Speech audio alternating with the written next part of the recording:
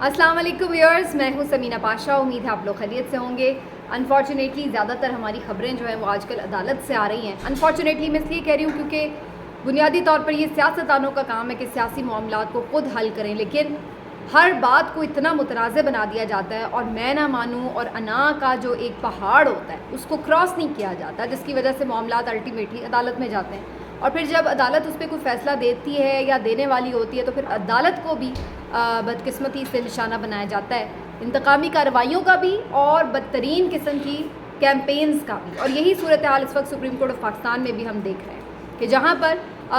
एक अहम मुकदमे की समाअत इलेक्शन के हवाले से और फिर उसके बाद हमने एक कंटिन्यूसली देखा कि किस तरह से चीफ जस्टिस साहब उनकी अदालत को और मुख्तलिफ जो उनके केसेस में फ़ैसले हैं उनको तनकीद का निशाना बनाया गया। और सिर्फ इतना ही नहीं, जो उनके इंतज़ामी मामलात हैं उनको भी महदूद करने के लिए जो एक बिल पास करने की कोशिश की गई है और तकरीबन वो हो ही चला है, क्योंकि 10 दिन बाद वो ऑटोमेटिकली अब कानून बन जाएगा। उसके ऊपर भी जिस तरीके से एक रातों रात वारदात डाली गई वो भी आपने देखा। अब सुप्रीम कोर्ट के चीफ जस्टिस उन्होंने 8 रुकनी लार्जर बेंच तश्कील दिया था और इस बेंच का मकसद यही था कि वो इसका जायज़ा ले, क्योंकि जो ये सारा कानून था इसको चैलेंज कर दिया गया था सुप्रीम कोर्ट ऑफ पाकिस्तान में। और 8 रुकनी बेंच जो बना है उसके ऊपर मज़ीद तनकीद शुरू हो गई कि जी ये तो आपका हम ख्याल बेंच है, ये तो सारे जजेस आपने वही रख दिए हैं जो कि आपके अपने एक ही नुक्ता नज़र के मालिक लोग हैं। तो भाई मुझे तो ये समझ नहीं आ रही कि जब सुप्रीम कोर्ट के आप जजेस के ऊपर सवाल ये उठा रहे हैं कि वो एक नुक्ता नज़र के हैं, तो जिन लोगों ने ये बिल पास किया क्या उनका नुक्ता नज़र एक नहीं है? सारी जो पार्लियामेंट है इस वक्त वो अपोजिशन के बगैर बैठी हुई है, तो अपोजिशन की राय तो इसमें आई ही नहीं है। तो अपोजिशन की राय के बगैर आया हुआ एक नामुकम्मल असम्बली से मंजूर शुदा कानून, उसकी क्या हैसियत है? और फिर आप वहाँ पर भी हम ख्याली फिर सब बैठे हुए हैं, अगर यहाँ बैठ गए तो क्या हुआ? और अक्सरियत की बात की जा रही है, जी 8 जजेस हैं तो अक्सरियत अब चीफ जस्टिस के पास है। मैं तो पहले भी इस पर कह चुकी हूँ कि चीफ जस्टिस को अक्सरियत साबित करने की क्या ज़रूरत है? क्या वो इलेक्ट होके आते हैं जो उन्हें अक्सरियत साबित करनी है? और अगर उनके पास कम वोट होंगे तो इसका मतलब है कि वो चीफ जस्टिस नहीं रह सकते। तो ये बिल्कुल एक बकवास किस्म का पूरा प्रोपेगेंडा है जो इस वक्त किया गया चीफ जस्टिस के अगेंस्ट और सुप्रीम कोर्ट के अगेंस्ट। बाकी ठीक है, चीफ जस्टिस साहब इस तरह कर सकते थे कि ये तनकीद का जवाज़ ना बनता तो वो कोई मिक्स बेंच बना लेते, लेकिन फिर भी जिन्होंने कीड़े निकालने होते हैं वो उसमें से भी कोई ना कोई कीड़ा निकाल लेते। मसलन अगर 2 जजेस के बजाय वो जस्टिस काजी फायज़ ईसा को शामिल कर लेते, अतर मिनल्ला साहब को शामिल कर लेते, तो फिर भी इन्होंने कहना था देखा ये सिर्फ दिखाने के लिए 2 जजेस ये शामिल किए हैं, बाकी 6 तो इनके साथ कहीं हैं, तो लिहाजा फ़ैसला तो हमें पता ही है। तो इन्होंने आप वो कुछ भी कर लेंगे, इन्होंने राज़ी नहीं होना और हर चीज़ में कीड़े ही निकाले, क्योंकि बुनियादी मकसद इस वक्त ये है कि सुप्रीम कोर्ट को मुतनाज़ बना के उसके पीछे अपनी कार्रवाइयाँ डाली जाएं, अपनी जो गंदी कारकर्दगी है उसको छुपाया जाए और इलेक्शन से अवॉइड किया जाए, उसे मुतनाज़ बना दिया जाए जो इलेक्शन करवाने के लिए कह रहे हैं। ये सारी इनकी स्कीम है और इसके तहत ही इस वक्त हम काम होता देख रहे हैं। लेकिन बहरहाल जो पहले दिन इस केस पर समाअत हुई है 8 रुकनी लार्जर बेंच ने की है, उन्होंने इसमें फ़िलहाल तो बहुत ज़्यादा पहले दिन क्या ख़ास तो इतना नहीं होती एक्टिविटी, ज़्यादातर उन्होंने नोटिस जारी किए हैं फ्रीकैन को, जिसमें अटॉर्नी जनरल हैं, लॉ वजारत कानून है और इस तरह की दीगर।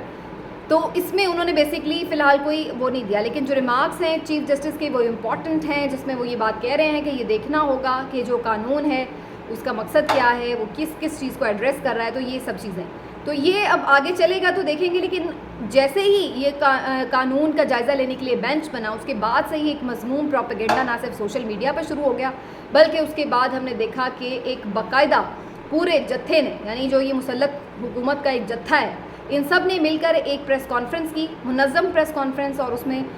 वही इन्होंने राग लापा के जनाब ये जजेस ठीक नहीं हैं, ये फ़ैसला ठीक नहीं है, ये बेंच ठीक नहीं है और हमने जो कर दिया है पार्लियामेंट सुप्रीम है तो वही करेगी जो, तो वही मानना जाए और इसको जायज़ा ही नहीं ले सकते, और फिर कानून तो अभी बना ही नहीं है तो फिर आप पहले जायज़ा लेने क्यों बैठ गए? तो इस किस्म की ये जो सारी इसमें से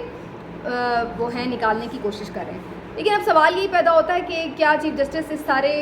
प्रेशर को रिटेन कर पाएंगे या नहीं? क्या वो इन लोगों के इस प्रेशर में इस्तीफ़ा दे देंगे या फिर दस्तबरदार हो जाएंगे या कोई कॉम्प्रोमाइज़ कर लेंगे या कोई ऐसा डिसीजन दे देंगे कि जो एक कॉम्प्रोमाइज्ड डिसीजन नज़र आएगा? एतजाज़ एहसन साहब तो बिल्कुल इस पर क्लियर हैं कि ये सारी जो चीज़ें हैं वो ज़ाहिर है एक बिल्कुल हमला है सुप्रीम कोर्ट ऑफ पाकिस्तान पर और डट जाना चाहिए चीफ जस्टिस को। और उन्होंने तो इस बात का भी इंदिया दे दिया कि तमाम वकला हज़रात जो वो बाहर निकलें, सॉलिडारिटी के लिए यकजहती का इजहार करें रोज़ सुप्रीम कोर्ट से। دوسری جانب پاکستان بار کونسل جو کہ زیادہ تر ہمیں انفلوئنس میں نظر آتی ہے حکومت کے، اور ان کی جانب سے جناب یہ کہا گیا کہ جی وہ بھی یعنی ظاہر حکومت کی زبان بول رہے تھے کہ جی یہ سارا کچھ صحیح نہیں ہو رہا، لہٰذا ہم چیف جسٹس کے اگینسٹ جو ہے وہ ایک پورا جو ہے وہ کریں گے، احتجاج ریکارڈ کروائیں گے اور اس کے لیے وکلا عدالتوں میں پیش ہی نہیں ہوں گے۔ تو اس کے بعد پھر یہ ہوا کہ ہم نے دیکھا کہ جو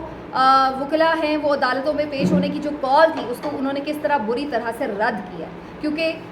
ہم نے دیکھا کہ تمام دن وکلا جو حضرات ہیں وہ عدالتوں میں جمعرات کو پیش بھی ہوئے، کوئی بائیکاٹ نہیں ہوا، کوئی انہوں نے جو نیچے وکلا تھے ان کے supreme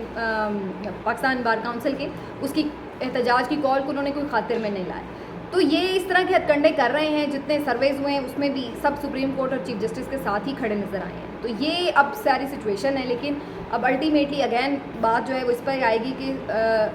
chief justice of Pakistan کتنے مضبوط اعصاب کے مالک ہیں اور وہ کتنی دیر یہ پریشر جو ہے وہ برداشت کرتے ہیں، یہ ہے بنیادی سوال جس کے اوپر دیکھنا ہوگا۔ باقی جناب یہ ساری جو کارروائی ہے اس کو تو